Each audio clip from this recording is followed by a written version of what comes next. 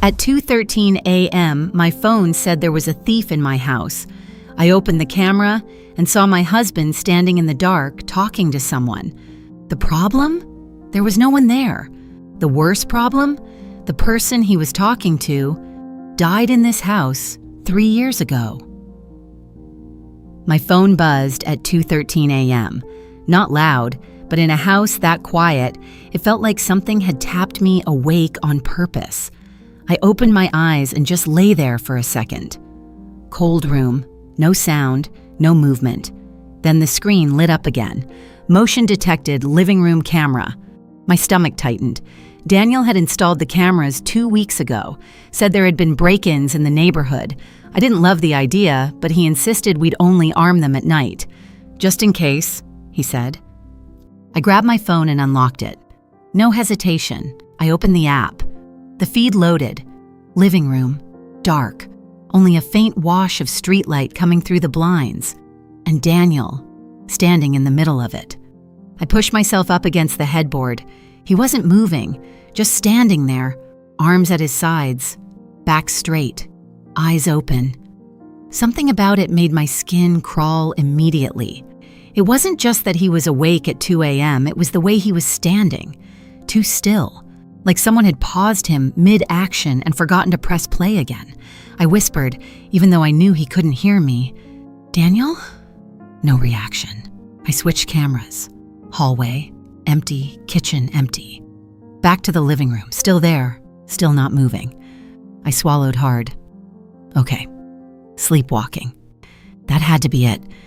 People did weird things in their sleep. I'd read that somewhere, but something about this didn't feel like that. Then he moved, slow, not natural slow, measured, controlled. His head turned toward the hallway, little by little, like each inch took effort. I held my breath. He was looking at something, not just in that direction, at something. I flipped back to the hallway camera. Nothing. Just the long, narrow stretch of wall and shadows, no movement, no person. I switched back. Daniel was still staring, and then his mouth opened. "You shouldn't be here." His voice was low, rough, wrong. That wasn't how he sounded, not even close. Every muscle in my body went tight. Who was he talking to? I checked the hallway again, still empty. I zoomed in slightly. Nothing, no shape. No shadow out of place, just darkness. I felt that creeping sensation in my chest, the kind that starts small and then spreads before you can stop it. I hovered my thumb over the call button. Should I call him? If he was sleepwalking, would that snap him out of it or make it worse? I didn't know. I went back to the camera feed instead. Then it happened. The hallway camera flickered. Just once, a quick glitch. But in that split second, I saw something. Close to the lens, too close, a shape that wasn't there before. I jerked upright, heart slamming hard enough it hurt. I switched back to the living room immediately. Daniel wasn't looking at the hallway anymore. He was turning, slowly, deliberately, until he was facing the camera, facing me. I froze, completely still. It didn't make sense. There was no way he could know I was watching. But the way he looked, it felt like he did. His eyes locked onto the lens, wide open, focused, too focused. Not the blank, drifting look of someone asleep. This was sharp, aware, and empty at the same time. His lips moved slightly, not a smile, not anything normal, just wrong. Then he spoke again, clear this time. "They're still here." The feed stuttered for a second, then smoothed out. Daniel turned away, walked out of frame, just like that, gone. I sat there staring at the screen. The house went back to normal. Living room empty, hallway empty, like nothing had happened, like I hadn't just watched my husband talk to someone who wasn't there. I didn't move. Didn't even realize I was holding my breath until my chest started to ache. I let it out slowly. My hands were shaking. I told myself it was nothing. Sleepwalking, stress. People did weird things at night. There had to be a reason. There always was. but one thought kept pushing through everything else. Quiet, persistent. What if he wasn't talking to no one? I looked back at the hallway feed, still empty, still quiet, and for the first time since we moved into this house, I wasn't worried about a break-in anymore. I was worried about what was already inside. I didn't sleep after that. I just stayed there, sitting up in bed, phone in my hand, watching the camera feeds like they might change if I looked away. They didn't. The house stayed still, quiet, normal. Around 5:30, the sky started to lighten through the blinds. That helped. A little. Morning always does. Everything feels less real in daylight, less dangerous. By the time I heard Daniel moving in the kitchen, I had already watched the clip at least 10 times. Every second, every movement, it didn't change. He still stood there, still turned too slowly, still looked straight into the camera, still said it. They're still here. I got out of bed and walked down the hallway. Everything looked the same. No signs of anything. No open doors. No broken glass. No anything. Just our house. Daniel was at the counter pouring coffee like it was any other morning. He glanced up. "Hey, you're up early." His voice was normal, completely normal. I studied his face for a second. No dark circles, no tension, no sign that anything had happened a few hours ago. "You were up last night," I said. He frowned slightly. "No, I wasn't." "Yes, you were." I kept my tone even. "I got a motion alert. You were in the living room." He shook his head immediately. "I don't remember that." Not defensive, not nervous, just confused. I walked past him and set my phone on the counter. "Watch it." He wiped his hands and leaned in. The video played. I didn't look at the screen. I watched him. At first, nothing. Then his expression shifted. Just a little. His brow tightened. "That's weird," he said. Weird. That was the word he chose. Not, "What the hell is that?" Not, "Why am I doing that?" Just weird. "You don't remember any of this?" I asked. He shook his head again. "No." He let out a small breath. "Probably sleepwalking." He said it like he'd already decided, like it didn't need any more thought than that. "Daniel," I said quietly, "you were talking." He glanced at me. "People talk in their sleep." "You said someone shouldn't be here." A pause. Short. Then he shrugged. "Dreaming, maybe." I held his gaze.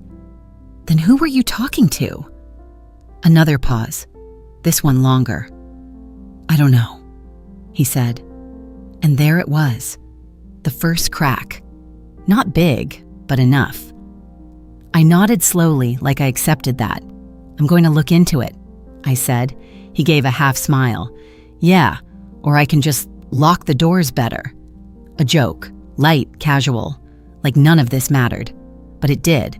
I picked up my phone and opened Google. Right there at the counter, I typed, "sleepwalking." Talking to someone results came up instantly. Parasomnias, night terrors, dissociative episodes. I skimmed fast. Most of it sounded harmless, people walking around, moving things, talking nonsense. But one line stuck with me. Sleepwalkers can appear awake, but are not aware of their actions. I looked back at Daniel. He was scrolling through his own phone now. Relaxed. Normal. Too normal. "Have you ever done that before?" I asked. "Sleepwalk?" "Yeah." He shook his head. "Not that I know of." I stared at him for a second longer than I should have. Then I nodded. Okay. I didn't push it. Not yet. But something didn't sit right. If this was new, why did it look like he knew exactly where to stand? Exactly where to look? Like he'd done it before? That thought stayed with me the rest of the day. I tried to work, tried to focus, but every time I looked at my screen, I saw him again, standing there, turning, looking straight into the camera. By evening, I had checked the footage 3 more times. Still the same, still wrong. That night, I didn't go to bed right away. I sat on the couch with my laptop open, camera feeds up, watching, waiting. Daniel went to bed around 11. He didn't say anything about the video again, didn't bring it up. Didn't seem bothered. That bothered me more than anything else. Midnight passed, then 1. The house stayed quiet. I told myself maybe it was a one-time thing. Stress, bad sleep, something simple, something explainable. At 2:12 a.m., my phone buzzed again. Motion detected living room camera. I didn't hesitate this time. I was already opening the app before the notification fully disappeared. The feed loaded, and there he was. Same spot, same posture, like he'd been placed there, waiting. I felt that cold fear settle deeper this time, because now it wasn't random. It was a pattern. He didn't move right away, just stood there again. Then slowly, his head tilted, not toward the hallway this time, toward the camera, toward me, and before I could even react. The hallway camera flickered, longer this time, not a blink, a full second, long enough to notice something was there, something close, too close. When the image came back, the hallway was empty again, but my chest was already tight, because I knew next he was going to speak, and I wasn't sure I wanted to hear it. I didn't wait this time. The second the feed stabilized, I stood up and grabbed my keys. I don't even remember deciding to do it. One moment I was on the couch, the next I was at the front door. If something was happening in my house, I wasn't going to just sit there and watch it through a screen again. I opened the door. Cold air hit me immediately. The street was quiet. No cars, no movement, just that empty suburban stillness that feels safe during the day and completely wrong at night. I stepped outside and shut the door behind me. Locked it. I don't know why. Instinct maybe? Or maybe I didn't want whatever was inside following me out. I walked fast along the side of the house toward the living room window. Every step felt louder than it should have. Gravel crunching, my breath too sharp. I reached the window and stopped. For a second, I just stood there, working up the nerve to look in. Because watching through a phone screen is one thing. Seeing it with your own eyes, that's different. I leaned slightly and looked through the glass. The room was dark, but I could still make him out. Daniel was there, exactly where the camera showed him. Same position, same stillness. That alone should have reassured me. The camera wasn't glitching. I wasn't imagining things. But it didn't feel reassuring. It felt worse, because now it was real. I pressed my hand lightly against the glass. "Daniel!" I called, louder this time. No response. He didn't move, didn't even blink. I pulled my phone out again and checked the feed. Same angle, same image. But something caught my attention. On the phone screen, the hallway behind him looked darker than it did in real life. I glanced up, then back down, up again. The difference was subtle, but it was there. The camera was picking up less light, or something was blocking it. I felt my throat go dry. "Okay," I whispered to myself. I stepped back from the window, went to the front door, unlocked it, and slowly pushed it open. The house was silent, that same heavy silence from earlier. I stepped inside, closed the door behind me, didn't lock it this time. I didn't want to be trapped in here. "Daniel?" My voice sounded small, like it didn't belong in the space. No answer. I moved forward, each step careful, measured. The living room was just ahead. I could see the edge of it from the hallway. I took one more step, then another, and then I saw him, standing there, exactly like before. I was only a few feet away now, close enough to see the details, his eyes, open but unfocused, his breathing, slow, even, too even. "Daniel," I said again. Nothing. I reached out, hesitated for half a second, then touched his arm. Cold, not freezing, but colder than it should have been. His head snapped toward me. Fast, too fast. I flinched. His eyes locked onto mine, and for a moment, just a moment, I thought he recognized me. "Emily," he said. My name. Relief hit me instantly. "Yeah, it's me," I said quickly. "You're sleepwalking. Come back to bed. You shouldn't be here." The relief vanished. Same voice, same tone, wrong. "I live here," I said, trying to keep my voice steady. He didn't react to that, didn't process it. His gaze drifted past me, over my shoulder, into the hallway. Slowly, his expression changed, subtly, like he was listening to something I couldn't hear. "No," he whispered. I turned. Instinct. Just a quick glance behind me. The hallway was empty. Of course it was. I turned back to him. "What?" "They're still here." The words came out clearer this time, more certain. Not confused, not dreamlike, certain. My chest tightened. "Who?" I asked before I could stop myself. Big mistake. His eyes shifted again, back to me, but not really at me. Through me, like I was just in the way. "You left them," he said. My stomach dropped. "I didn't leave anyone," I said quickly, but my voice didn't sound convincing, even to me, because suddenly I wasn't sure what conversation I was in anymore. This wasn't about sleepwalking. This wasn't random.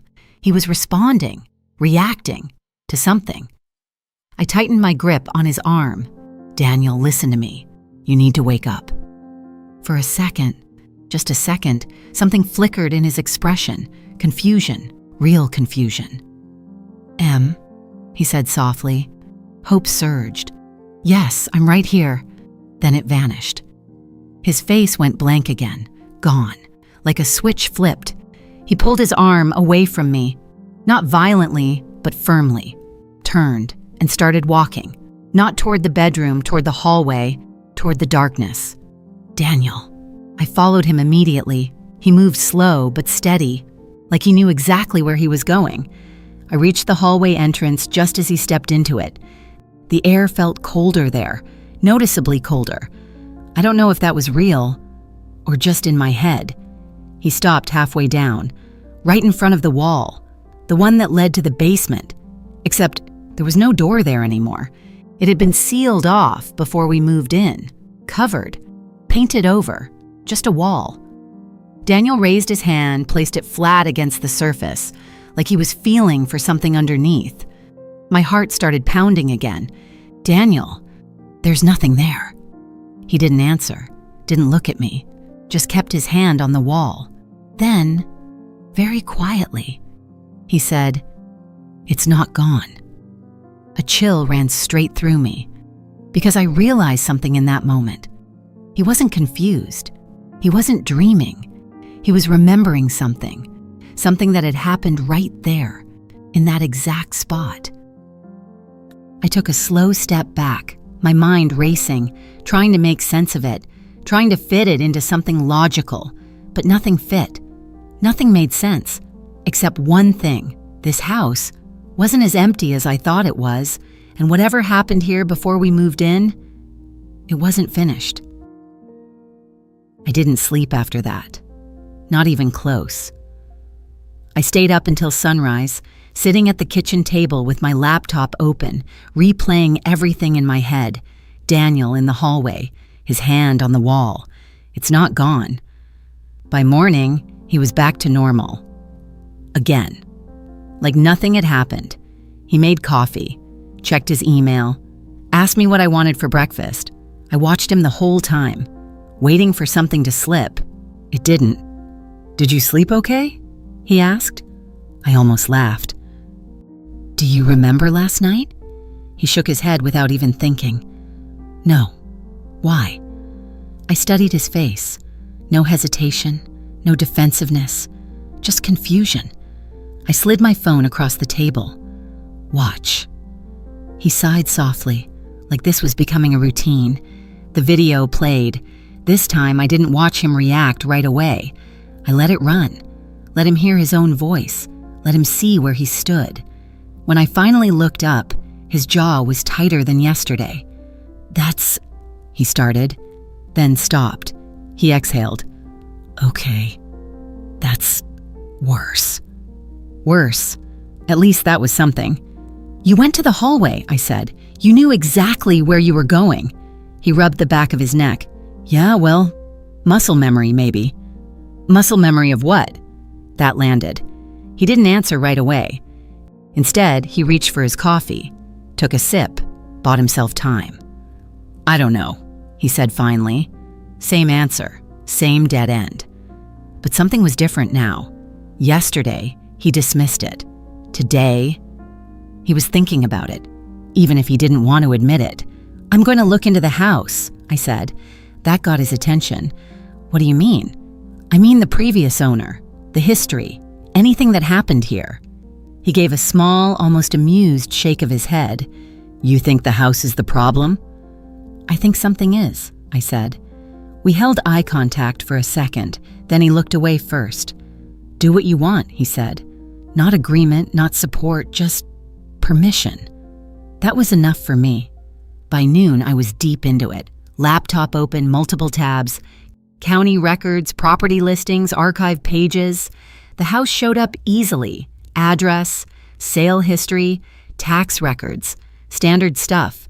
Then I found her name, Laura Bennett, previous owner. I clicked everything I could find. There wasn't much. No social media, no recent photos, just a short obituary.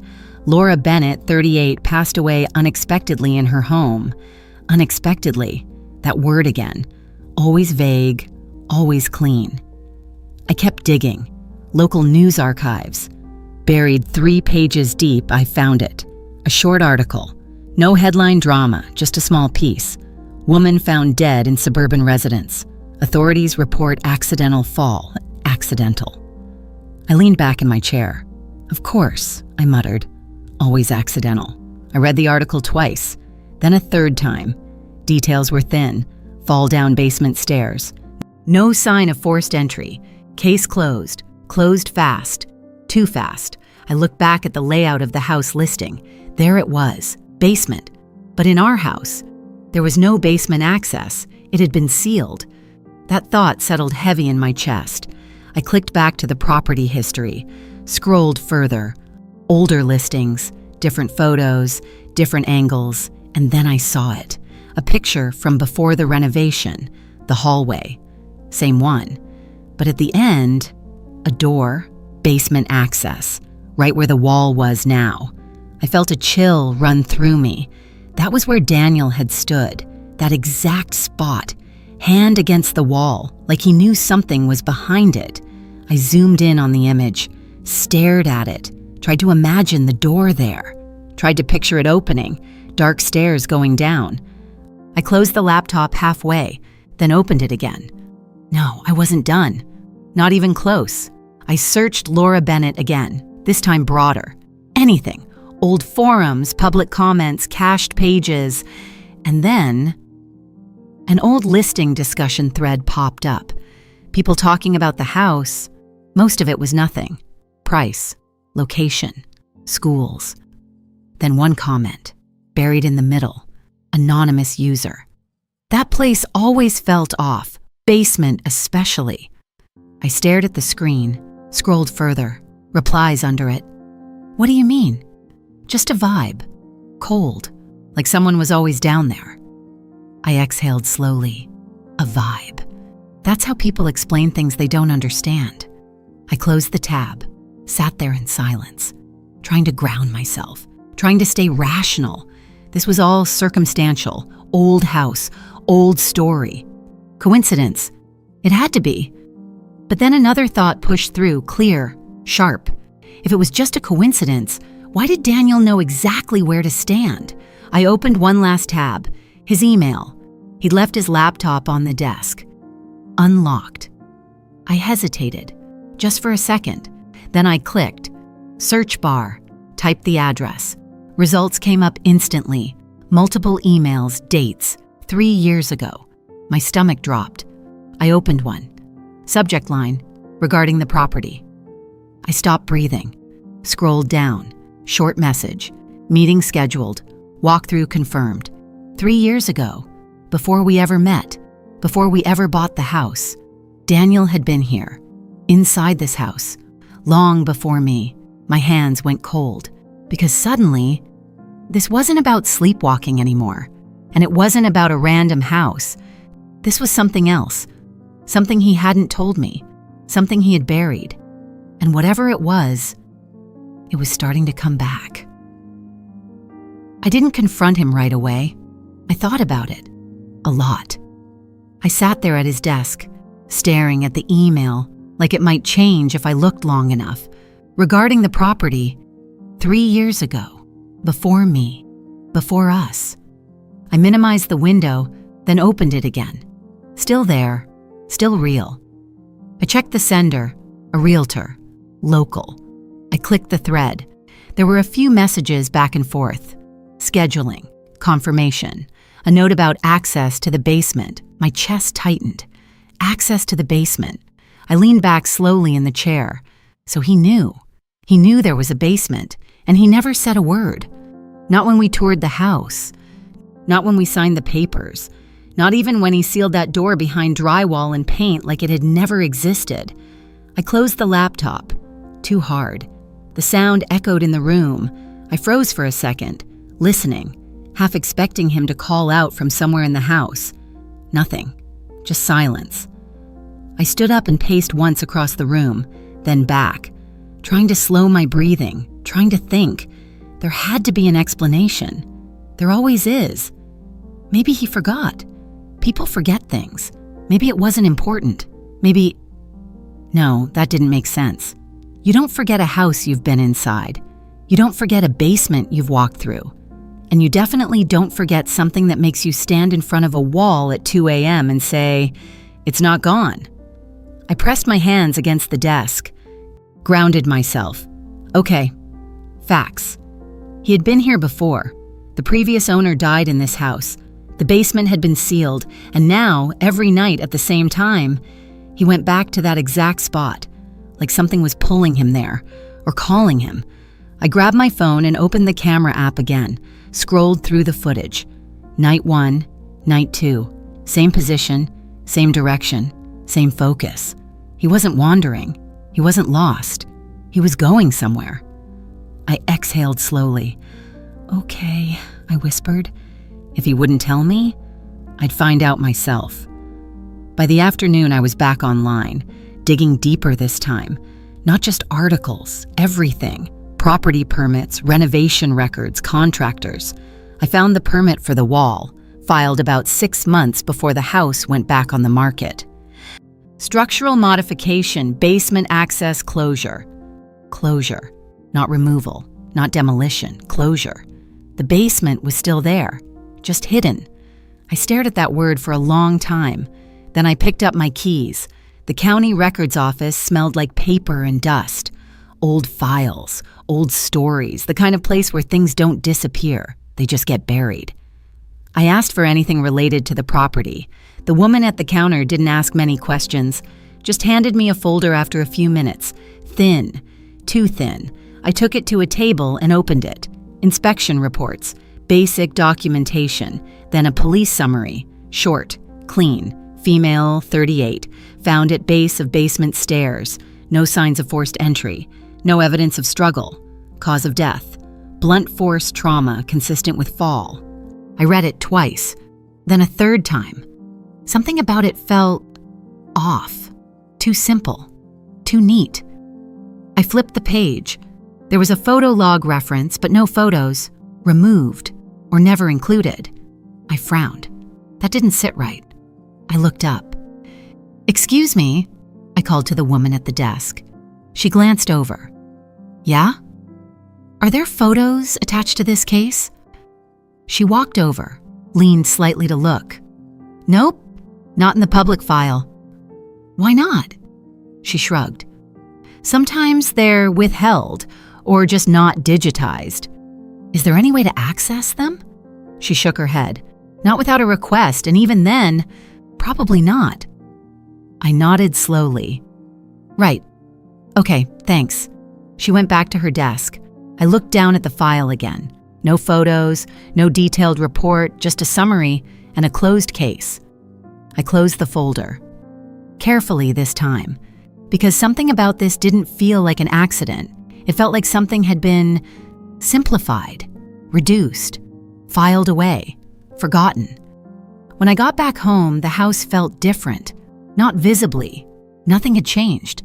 Same walls, same furniture, but now I knew what was behind one of those walls, and I knew Daniel had been here before. I stepped into the hallway, stopped in front of it. The wall, plain white, unremarkable. If you didn't know, you'd never think twice about it. I reached out, placed my hand against the surface. Cold, colder than the rest of the house.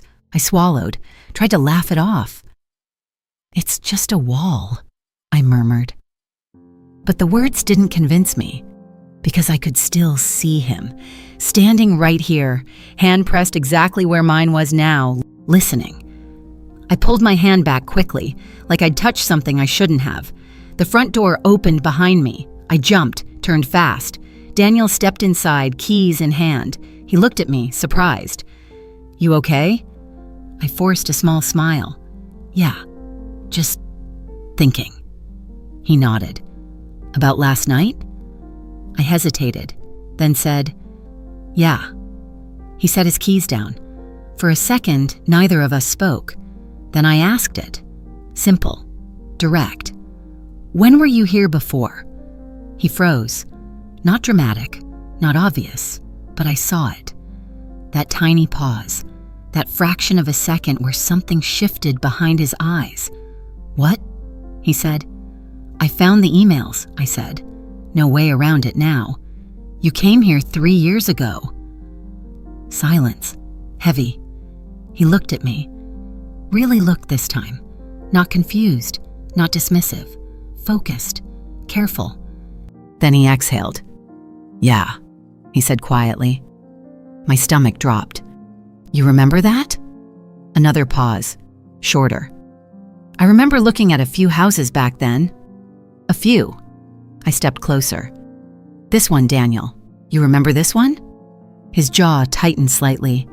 "I don't remember much about it." That was it. That was the line. The one that didn't sit right. Because I knew now. He remembered more than he was saying. And whatever it was connected to that basement. I held his gaze. "Did you go down there?" His expression changed again. Subtle, but real. "Down where?" I didn't break eye contact. "The basement." Silence. Longer this time. And in that silence, everything shifted. Because I could see it. Not in what he said, but in what he didn't. In the way his eyes flicked, just for a second, toward the hallway, toward the wall, then back to me. "No," he said. Too fast, too clean. And just like that, I knew he was lying. I didn't call him out on it. Not right then. I just nodded. Okay. Like I believed him. Like that answer made sense. It didn't. But pushing him in that moment wouldn't get me anything. He was already shutting down. I could see it. That careful look in his eyes. Measured. Controlled. The same look people get when they're deciding how much to say and how much to keep. So I let it go, at least on the surface. That night, I waited. I didn't pretend to go to bed early, didn't act normal. I just sat on the couch again, laptop open, camera feeds up. Daniel went to bed around 11. He didn't bring up the conversation, didn't ask why I'd been digging, didn't ask how much I knew. That told me everything. If it didn't matter, he would have asked. 12:47 a.m. Still nothing. 1:32 a.m. House quiet. I kept glancing at the clock, waiting for that time. 2:13. It was too exact to ignore now. At 2:12, I was already watching the feed. Heart steady, breathing controlled. I told myself I was ready this time. I wasn't. The moment it hit 2:13, the living room camera flickered once. And Daniel was there. Not walking in, not entering frame, just there, like he'd been placed. My stomach dropped. Same position, same stillness. But something was different. His head was already turned, already looking toward the hallway, like he didn't need to find it anymore. Like he knew exactly where it was. I grabbed my phone and stood up, not rushing this time, not reacting blindly. I moved quietly, deliberately, out of the living room, down the hallway, toward him. I could see him before I reached the corner, standing there, waiting. I stopped just short of the doorway, watched him, listened. Nothing. Then he spoke, soft, almost calm. "You said it was over."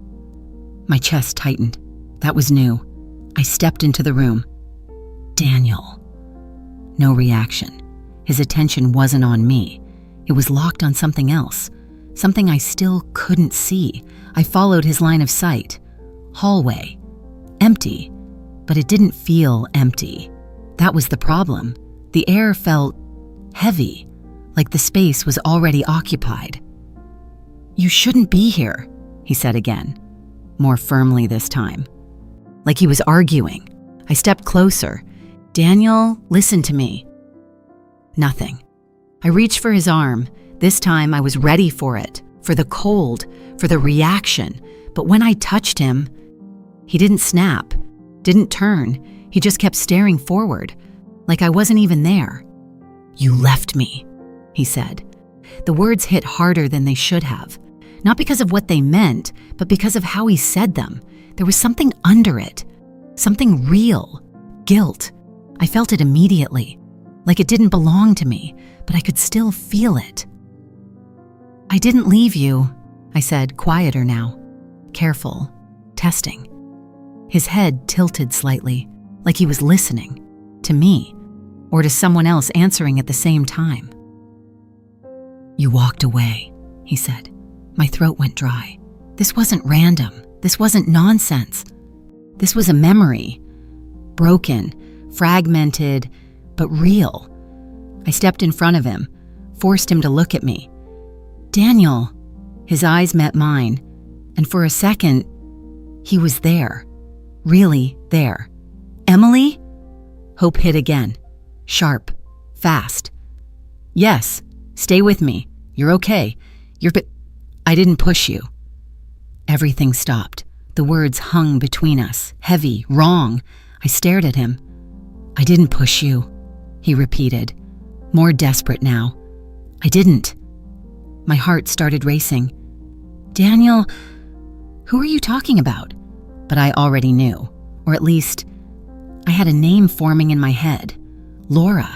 His grip tightened slightly on my arm, not aggressive, just anchoring, like he needed something real to hold on to. "I left," he said. The words broke, cracked at the edges. I thought she'd get up. Silence. I felt it then. The shift. The moment everything locked into place. He had been there, in that basement, with her. And something had happened. Something he walked away from. "Daniel." My voice was barely there now. "What happened?" His eyes flickered, unfocused, then focused again, like two versions of him fighting for control. "She fell," he whispered. My chest tightened. "Down the stairs." I didn't move, didn't breathe. "And you left?" The question came out before I could stop it. He flinched. Actually flinched. Like the words hit something real. "I panicked," he said. "I didn't think." His voice cut off. His expression shifted again. Blank. Gone. Just like that. He let go of my arm, turned, walked past me, back toward the living room, like nothing had happened. I stood there in the hallway, heart pounding, hands shaking, trying to process what I just heard. He didn't push her, but he left her at the bottom of those stairs, alone. I turned slowly toward the wall, the one that hid the basement. My pulse echoed in my ears, because now I understood something I hadn't before. This wasn't just about memory, and it wasn't just about guilt. Something had been left down there, and it hadn't gone away. I stepped closer, raised my hand, hesitated, then pressed it flat against the wall. Cold, colder than before. And for just a second, I thought I felt something on the other side. Not movement, not sound, just presence. Waiting. I didn't wait for another night. I didn't wait for another episode. Whatever was buried in that basement, I needed to see it. In daylight, while Daniel was awake, while things still made sense, or at least pretended to. The next morning, I stood in front of the wall with a hammer in my hand. Daniel was behind me. "You're serious?" he said. I didn't turn around. "Yes. That wall is load-bearing." "It's drywall," I said. I checked the permit. Silence, then, "You went through permits?" I hit the wall. The sound cracked through the hallway. Sharp. Final. Dust fell. "I went through everything," I said. Another hit. The surface split, paint flaked, drywall gave. Daniel didn't stop me. That was the part that mattered. If this was nothing, he would have stopped me. But he didn't. He just stood there, watching. It took 15 minutes, maybe less. Time felt strange while I was doing it, like I was moving too fast and too slow at the same time. Piece by piece, the wall came apart until there was a gap, darkness behind it. I stepped back, breathing harder than I expected. There it was, the opening, the thing that had been hidden, the thing he kept going back to. Daniel stepped closer, slowly, like he didn't trust what he was seeing. Or maybe, like he already knew. I grabbed my phone, turned on the flashlight, and pointed it inside. Stairs, narrow, wooden, steep, leading down into darkness. My chest tightened. "This is it," I whispered. Not to him, to myself. Daniel didn't answer. I glanced at him. His face had gone pale, not confused, not curious. Pale, like recognition had hit him all at once. "You remember?" I said quietly. He didn't look at me, didn't deny it. Didn't say anything at all, that was enough. "I'm going down," I said. That got his attention. His head snapped toward me. "No." Firm, immediate. "Why?" He hesitated, just a second. Then, "Because there's nothing down there." I held his gaze. "Then it shouldn't matter." Silence. Heavy. Then he looked away. That was all the answer I needed. The first step creaked under my weight. Loud, too loud. The sound echoed down the staircase. I tightened my grip on the phone, light shaking slightly. Second step, third. The air changed the further down I went. Colder, damp, like the space hadn't been touched in years. I reached the bottom, paused, listened. Nothing, just my own breathing. I swept the light across the room, concrete floor, old shelves, dust. And then, something darker. A patch on the floor, not fresh, not obvious, but different. I stepped closer, slowly. Knew what I was looking at before I even got there. The stain had been cleaned, or tried to be cleaned, but it was still there. Faded, spread unevenly. I felt my stomach turn. "This is where she fell," I said.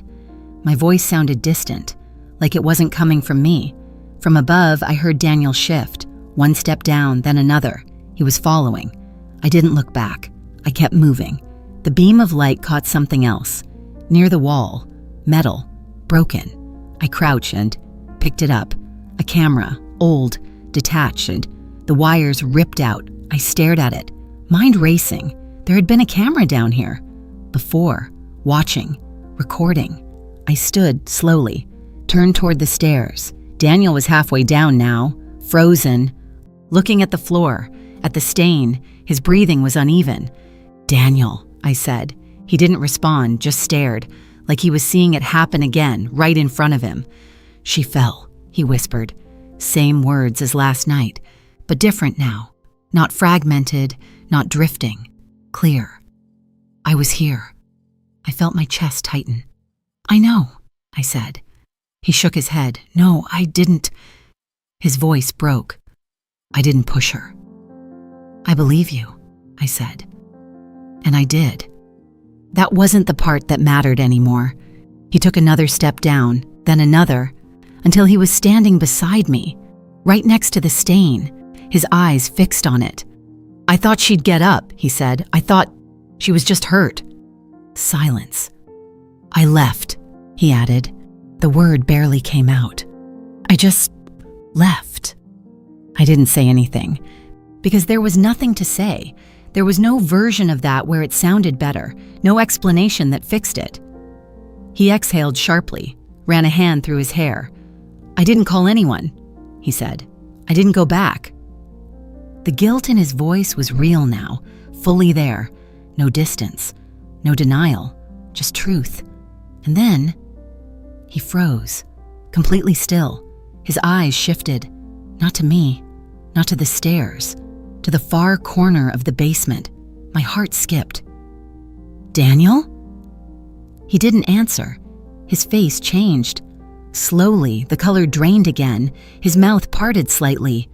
"No," he whispered. A chill ran through me. I turned, slow, careful, followed his gaze. The corner was empty, just shadows, nothing else. I looked back at him. "What?"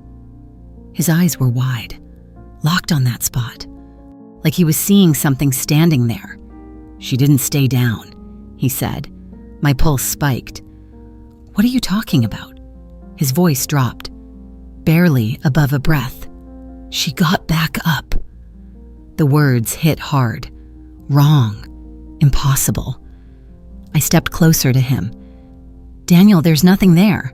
But even as I said it, I wasn't sure anymore, because the air had changed again, heavier, colder, like something had just entered the room. And for the first time since I stepped down there, I felt it too. Not saw it, not heard it, but felt it. That same presence from the wall, only stronger now, closer, waiting. I didn't move, neither did he. We just stood there in that basement, staring into a corner that should have been empty, but didn't feel empty anymore. My hand tightened around my phone. The light shook slightly as I tried to steady it. "Daniel," I said quietly, "there's nothing there." He didn't answer, didn't blink. "She stood up," he repeated. Slower this time, like he was watching it happen again. "I heard her. Behind me." A chill ran straight through my chest. "You said she fell," I said. "I thought she did." His voice cracked. "I heard the impact. I saw her at the bottom. She wasn't moving." I swallowed. "Then what did you hear?" Silence. Then breathing. The word barely came out. I felt the air shift again, subtle but real, like the space around us had tightened. I stepped back without thinking, just one step, enough to put a little distance between me and that corner, between me and whatever he thought was standing there. "This doesn't make sense," I said, more to myself than to him, but logic didn't matter down here, not anymore. Daniel took a step forward, toward the corner. "Hey!" I reached for him but stopped. Something told me not to touch him this time, not to interrupt. He moved slowly, carefully, like he was approaching something alive. "I didn't leave you," he said, soft, almost pleading. "I thought you were already gone." My chest tightened. He wasn't talking to me. He never was. Another step, then he stopped, right at the edge of the shadows, close enough that the light barely reached past him. I forced myself to look again, really look. Nothing, still nothing. But my body reacted anyway, skin prickling, breath shallow, like standing too close to the edge of something you can't see. "I came back," he said. That made me freeze. "You... what?" His head tilted slightly, still focused on that same point. "I came back," he repeated. "I just didn't remember." My heart started pounding harder. "That's not possible," I said. But my voice didn't sound convincing, even to me. He shook his head slowly. "No, I didn't want to remember." That landed. Hard. Because that made sense. Too much sense. Not forgetting. Burying. Forcing it down so deep it couldn't come back. Until now. Until something dragged it back up. I took another step backward. Toward the stairs this time. My instincts were screaming at me to get out of the basement, out of the house. But I couldn't move. Not yet. Not while he was still standing there. "Daniel," I said, sharper now, "we need to go upstairs." He didn't respond, didn't even react to my voice. His attention shifted slightly, like something had moved, right in front of him. Then, he spoke again, quiet, almost confused. "You're not her." My breath caught. "What?" His eyes flickered. Finally, they moved. From the corner to me, for the first time since we came down here. And the look in them, it wasn't relief, it wasn't recognition, it was realization. "You're not her," he said again, clearer now, more certain. A cold weight settled in my chest.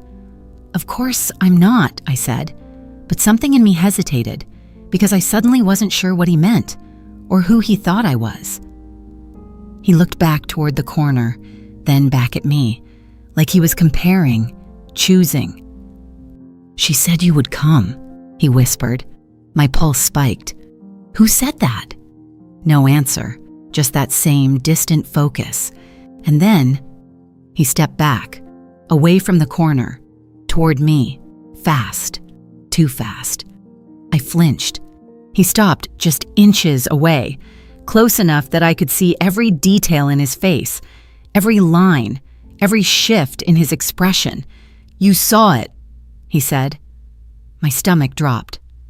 "Saw what?" "The camera," he said. My mind snapped to it immediately. The old one, the broken one on the floor, and the new system upstairs, watching everything, recording everything.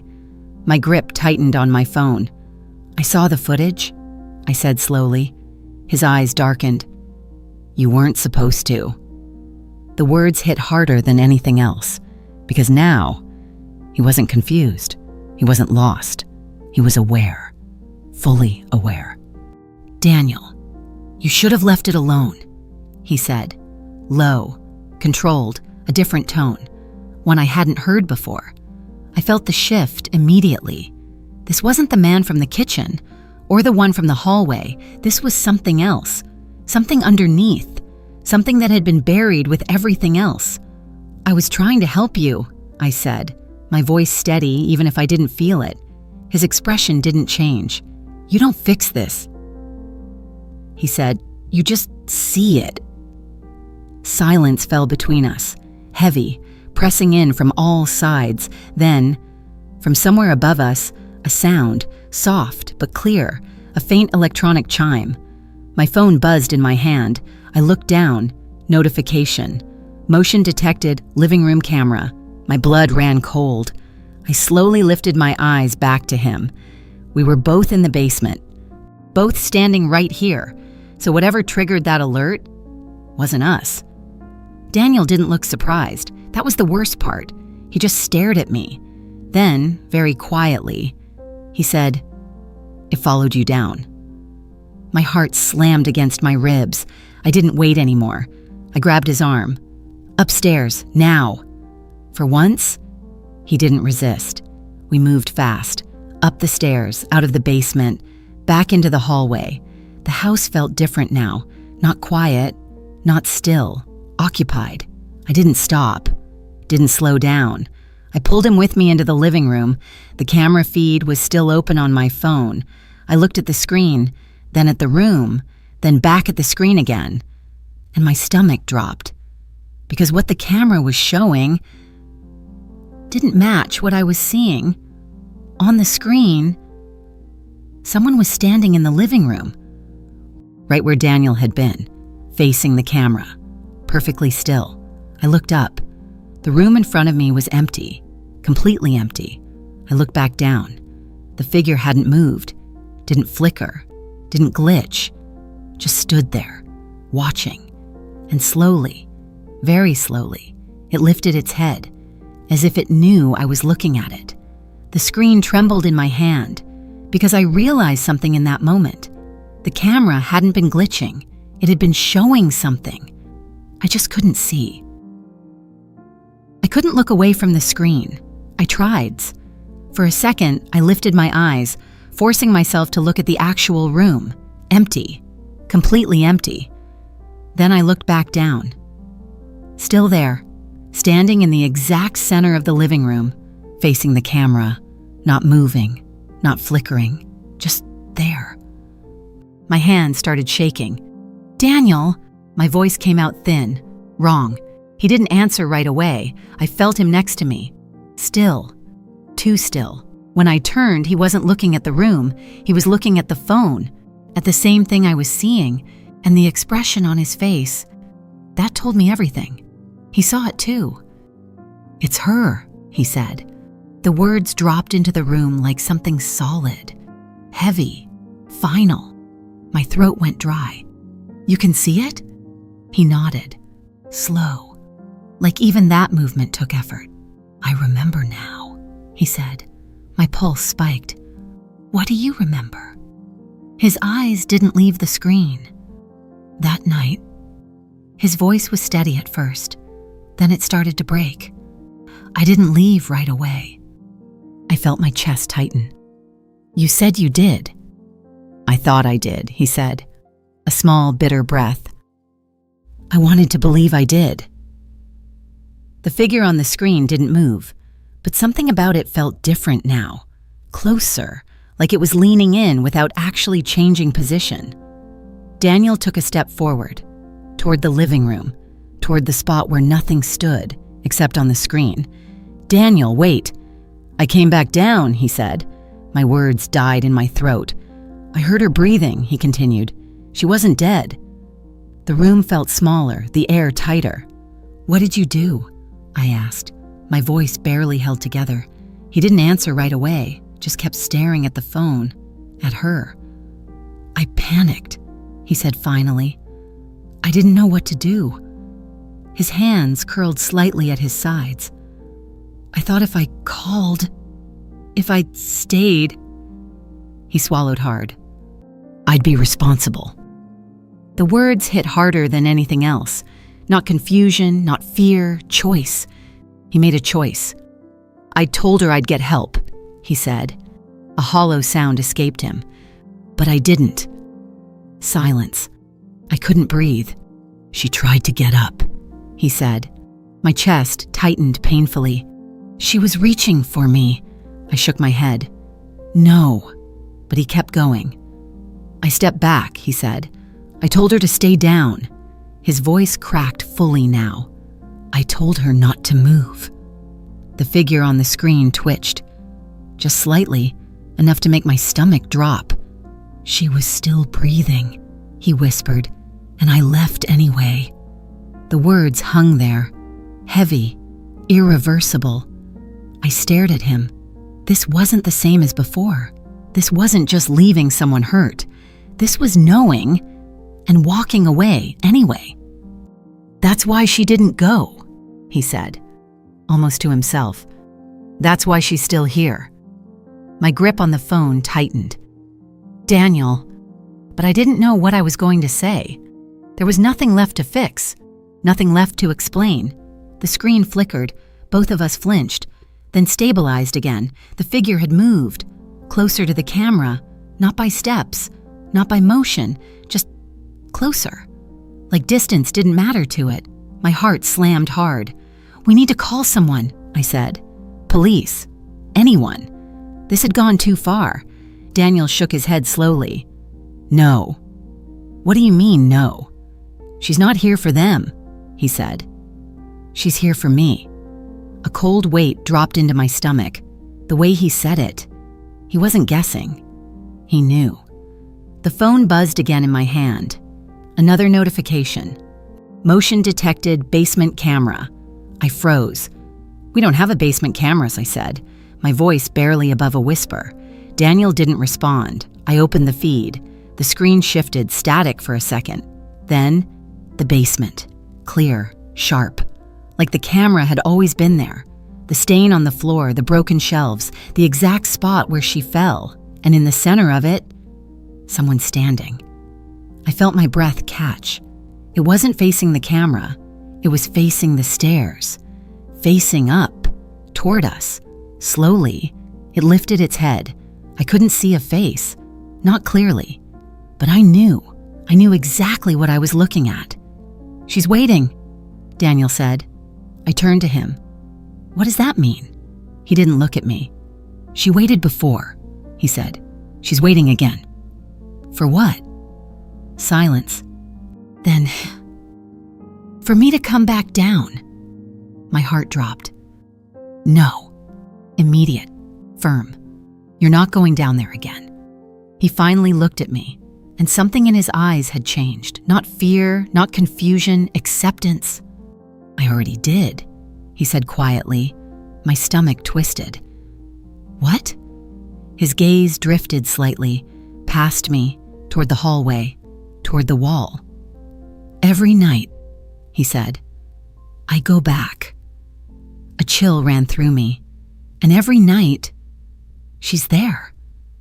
I shook my head. "No, that's not real." But the words sounded weak, even to me, because I had seen the screen. I had seen her. He stepped closer to me, close enough that I could feel his breath. "If I don't go," he said, "she doesn't stay there." My pulse spiked. "What do you mean?" He held my gaze, and for the first time, I saw fear again. Real fear. "Then she comes up." The house went silent, completely silent. No hum, no air, nothing. Then, from somewhere behind us, a sound, soft, barely there, but unmistakable. A single step, on wood. I turned slowly, toward the hallway, toward the place where the wall used to be. And in that moment, I realized something I hadn't understood before. The basement wasn't the only place she could be, and whatever was keeping her down there was starting to break. I didn't turn around right away. That sound, that single step, it didn't belong in the house, not unless someone else was there, or something else. My grip tightened on Daniel's arm. "Don't move," I whispered. But he already was. Slowly, he pulled away from me, not sudden, not forced, just inevitable. Like he'd already made the decision before I even spoke. "Daniel, no." My voice broke. He looked at me, and for the first time since all of this started, he looked clear. Completely clear. "I should have stayed," he said. Quiet. No fear, no confusion, just truth. My chest tightened. "That doesn't fix this," I said quickly. "We call the police. We tell them everything. It's not about them," he said. Same words as before, but now I understood. It never was. Another step echoed from the hallway. Closer this time, I turned, slow, careful, and I saw it. Not clearly, not fully, but enough. A shape, standing where the wall used to be, at the top of where the stairs would have been, watching us, waiting. My breath caught. "Daniel?" But he was already moving, past me, toward it. "No!" I grabbed his arm. Hard. "Don't do this." He stopped, for a second, just long enough to look back at me. "You saw her," he said. I shook my head, tears burning now. "That doesn't mean you go back down there." His expression didn't change. "It does." Another step. Closer, that presence in the hallway shifted, like it was responding, like it was waiting for him. I tightened my grip. "I'm not letting you go."